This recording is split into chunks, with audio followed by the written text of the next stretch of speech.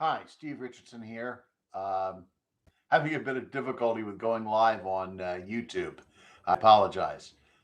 This is Lunch with a Lawyer on August 18th, 2021. And this had been scheduled.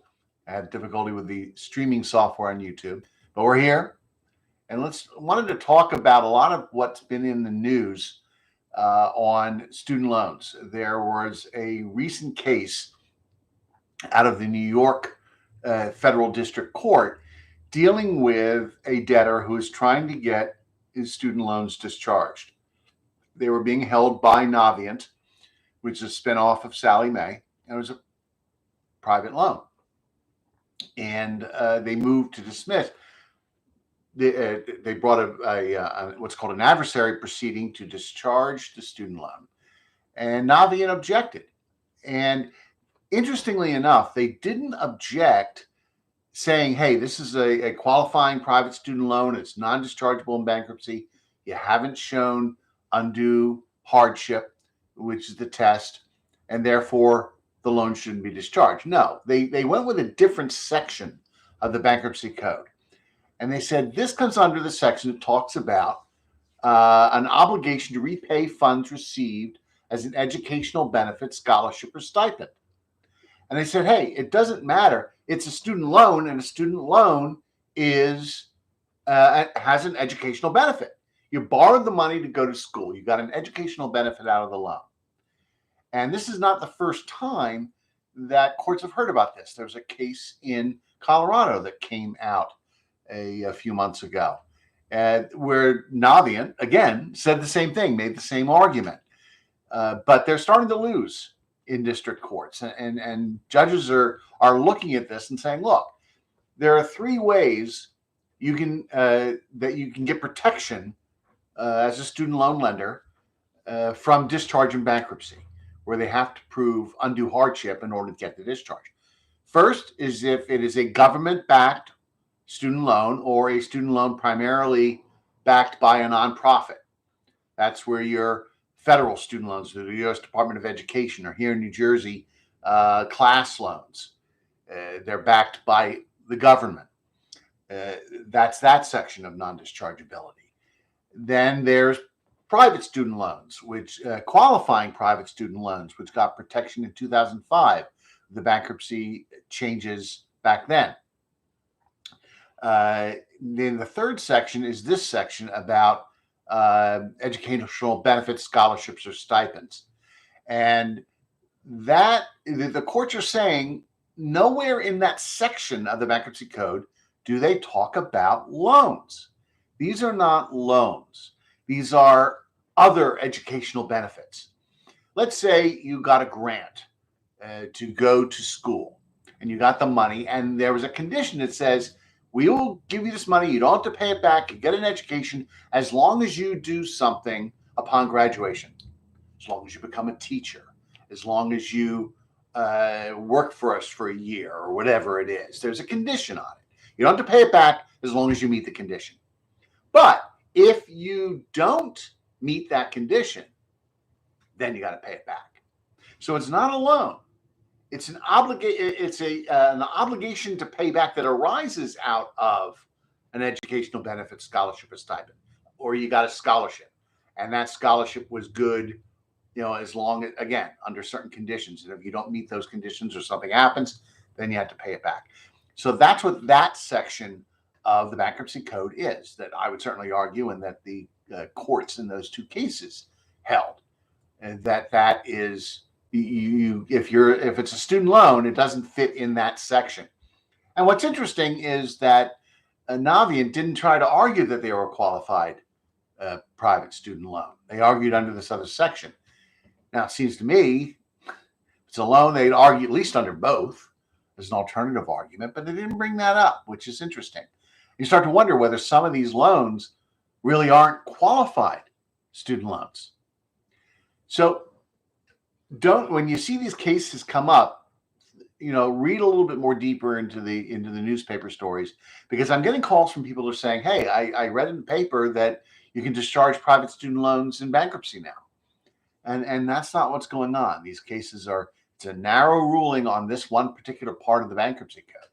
Now, if Navient is starting to have problems with some of these loans they're giving out, and they're arguing under another section because they know that they won't win under the other, then that may be a sign of weakness that we may want to look at.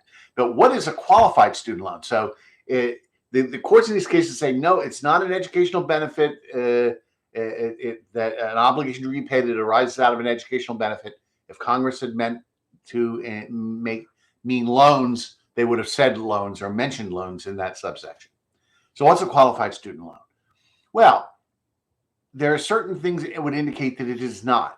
So if you borrowed more money than you needed, let's say it cost you $40,000 a year to go to this particular school, and you were able to get $30,000 in educational loans from the U.S. Department of Education, maybe some state loans, things like that, but you were $10,000 short, and you went for a private loan to make up the difference, and you borrowed $15,000.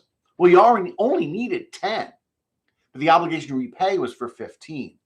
And if the loan amount exceeded the cost of attendance for that school, then it is not a qualified student loan. Now, cost of attendance can mean a lot of things, and you have to be careful. Make sure that you include all of the costs that you had to cover that year and add it up and make sure it really is $40,000 and you borrowed an extra 15 over and above your other loans and grants. But that is one way that a loan is not a qualified student loan.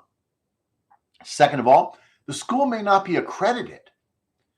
You have to go to an accredited school. There are all sorts of private schools and programs and everything else that have tuition and have a cost for the education that aren't accredited under federal law. And if they're not accredited, in other words, if they're not eligible to receive funding through the U.S. Department of Education, if they're not an accredited institution, then a loan to go there is not a qualified private student loan. So there are some protections there. So if you find out your school's not accredited and wasn't accredited at the time you borrowed the money and went there, then that could be a defense and a way to discharge a student loan in bankruptcy without showing undue hardship. The third is that you're not an eligible student. For example, some of these schools will overlook things. You're not qualified. You don't have a high school diploma, for example, or a GED. So you don't qualify for higher education, but the school took you anyway. So that can be a sign that it is not a qualified private student loan.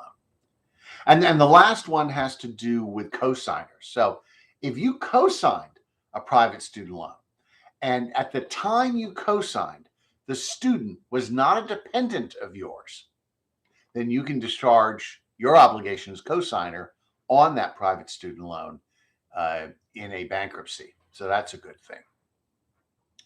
So those are the two areas as far as private student loans where you might be able to get a leg up.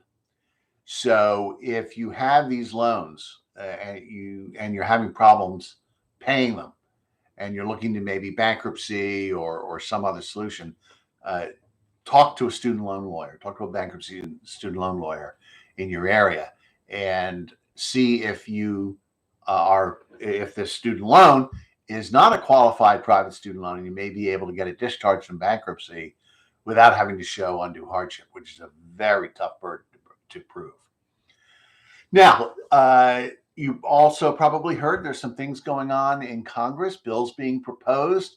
There's a lot of change in the wind, and public opinion and everything else about the student loan crisis has caused lawmakers to start sponsoring bills and drafting bills to turn things around a little bit. And one of them is called the Fresh Start Through Bankruptcy Act of 2021. And that's been proposed by Senators Dick Durbin and Senator Cornyn. And what they are proposing is that if it's been in repayment, if a federal student loan has been in repayment for at least 10 years, all right, it's 10 years from the date it first became due. Then after that, so when you file bankruptcy more than 10 years of repayment after the loan came due, then you can discharge it without having to show undue influence. Now, there's a couple of catches to that. One of them is it has to be 10 years in repayment. It's not 10 years since it fell due. So if you are in any forbearances, any deferments, if you're in default for a period of time, that time doesn't count. It has to be time in repayment. Okay. So it's tough not only from the period of time, 10 years, but also from what time counts towards those 10 years. And just to give you an idea of some history on this, originally, under the Bankruptcy Code, there was a 5-year ineligibility. After 5 years, you could get a discharge without having to prove undue hardship. Now, that kind of makes sense when you look at the Brunner test, which is, first of all, are you in a situation where you cannot maintain a minimum standard of living without, if you're forced to repay student loans? Would it create an undue hardship? You can't even live a minimal standard of living if you had to pay it back. And the second is that it has to be a persistent state of affairs. This isn't just a temporary situation. It's going to last for a while. Okay. And that makes sense under the 5 years to say, look, you're looking to discharge this federal student loan less than 5 years from when you graduated, from when it fell due. Okay. Is this just a temporary situation? You're having difficulty finding a job after graduation, or is this going to be long-term? And the third qualification under the Brunner test is that you have to make a good faith attempt to repay. Again, it's been less than 5 years. Have you made it some effort to pay it back? And really, this 5-year period of time was to prevent abuse. Hey, you borrow this money, you go to college, you graduate, and then you file bankruptcy, and you get rid of all the student loans. So they say, well, no, wait a minute. If you're going to do that, you're going to have to meet a pretty high test, really, to get out of it. And that test existed at that time to prevent abuses of that. And then a few years later, that 5 years became 7 years. And then with the change after that, they eliminated it and said, no matter what, no matter how long it's been, you still have to meet this undue hardship test, which is very difficult. So a little bit of history and a little context on this bill, on this Fresh Start Through Bankruptcy Act that's being proposed. And 10 years, I think, is kind of a compromise. A political compromise. I know Senator Durbin's been talking about just an outright discharge of student loans and a mechanism inside and outside of bankruptcy of doing that. So he may be compromising a little bit as far as the period of time, but 10 years is quite a long period of time. Now, interestingly, what they're doing is there's sort of a clawback provision in the law, where the institution where you went, where you borrowed the money to go, may be forced to pay this Department of Education back on some of those loans. So, I think that's a good idea. Whether it's properly implemented in this bill or not is another matter. But you think about it, and with student loans having bankruptcy protection the way it is, and people being able to get these loans and they're borrowing more and more money, there's no incentive for schools to keep the cost down, control costs. And maybe this will give a disincentive or an incentive to schools to, watch the bottom line and see and watch costs, because if people borrow too much and they end up defaulting, and that school's default rate on federal funding gets too high, they can start having to pay it back. Now, whether that's implemented properly in the law is another matter. There are some problems with that. One is there's no real mechanism to implement or initiate the clawback. Who starts it? Does the bankruptcy trustee or the court notify the Department of Education about the dischargeability finding?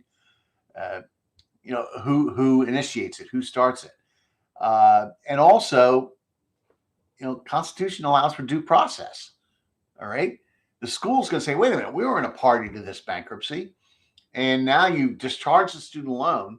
And you're saying as a result of that discharge, now we have to pay it back. We don't get a hearing. We don't get our day in court. Does that discharge order of the debtor affect the third party lender and create an obligation to pay back the Department of Education? So that presents a problem. So again, well-intentioned, but whether the law itself as it's drafted, or the bill as it's drafted, really makes sense, and would be something that could, as a practical matter, hold up to constitutional scrutiny and be able to be implemented.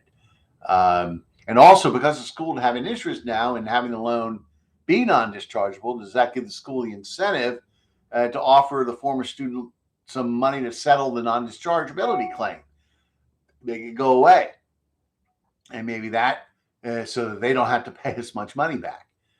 And again, does the bankruptcy court even have the constitutional power to do this? So issues with that, noble intentions here with the clawback, but whether it really can survive in the form it's drafted is another matter.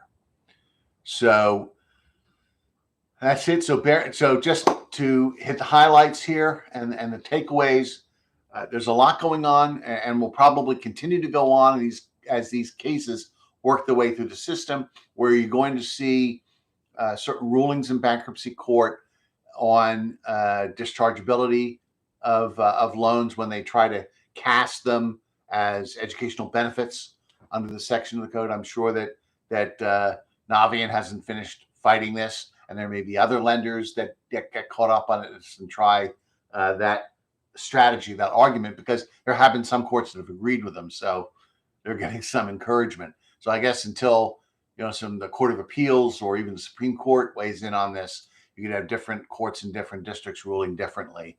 But that's what's going on with these cases. It has to do with that narrow category of student debt and whether that's dischargeable.